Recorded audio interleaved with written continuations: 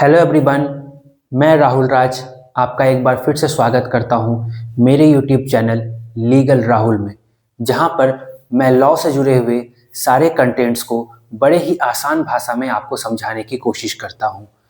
आज हम लोग पढ़ेंगे भारतीय नागरिक सुरक्षा संहिता का एक इम्पॉर्टेंट टॉपिक बहुत ही छोटा है मगर उतना ही इम्पॉर्टेंट है आपको समझने के लिए। तो आइए देखते हैं।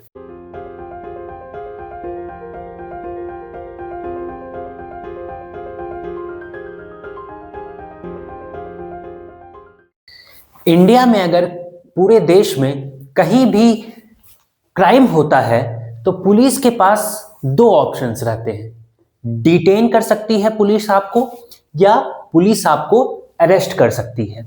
डिटेनिंग का मतलब क्या होता है? डिटेनिंग का मतलब होता है कि पुलिस को अगर आप पर हल्का फुल्का शक है तो पुलिस आपको टेम्पररी अपने पास रख सकती है for the purpose of questioning. ठीक है। और अगर पुलिस को आप पर बहुत ज्यादा शक हो तो पुलिस क्या करेगी? पुलिस आपको अरेस्ट करेगी, जिसको कस्टडी में भी रखना कहते हैं। अब अरेस्ट के पास पुलिस को 24 घंटों के अंदर विदिन 24 आवर्स मजिस्ट्रेट के सामने पेश करना होता है, मजिस्ट्रेट के सामने हाजिर करना होता है। और मजिस्ट्रेट के पास क्या ऑप्शंस रहते हैं? मजिस्ट्रेट के पास 3 ऑप्शंस रहते हैं। पहला, अगर उसको लगेगा कि पुलिस ने जो है अपनी क्वेश्चनिंग, अपनी इंक्वायरी पूरी नहीं की है, तो पुलिस जो है वो मांग करेगी पुलिस कस्टडी की। ठीक है, for the purpose of investigation. अगर वो फर्दर इन्वेस्टिगेशन करना चाहती है उस क्राइम से रिलेटेड, तो वो मांग करेगी पुलिस कस्टडी के लिए, जिसकी मैक्सिमम ड्यूरेशन जो हो सकता है वो 15 दिन की हो सकती है।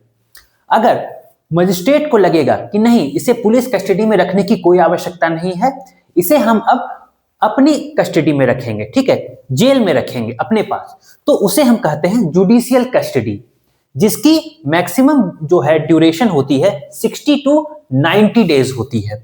और अगर इस पूरे प्रक्रिया के दौरान पुलिस को ऐसा लगता है कि यह जो व्यक्ति है वह अपराधी नहीं है, तो पुलिस उसे बेल भी दे सकती है। अब उसके बाद जब केस आगे बढ़ता है, ठीक है, अगर बेल ग्रांट नहीं हुआ और उसके बाद केस आगे बढ़ा, तो केस कहाँ जाता है? ट्रायल में। ठीक है, मजिस्ट्रेट के बाद केस जो है उसमें ट्रायल में जाता है।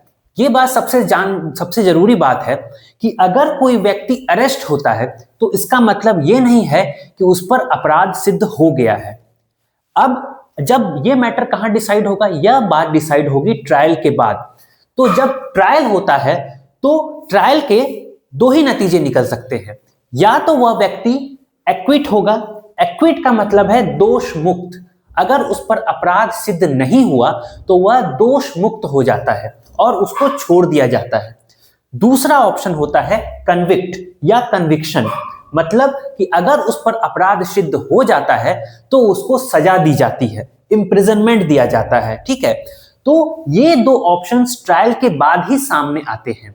तो अरेस्ट से लेकर के ट्रायल तक या कन्विक्शन तक ये जो पूरा प्रोसेस है, ये जो है क्राइम के बाद फॉलो किए जाने वाला प्रोसीजर में आता है। और इसको भारतीय नागरिक सुरक्षा संहिता को पढ़ रहे सारे विद्यार्थियों को जानना आवश्यक है।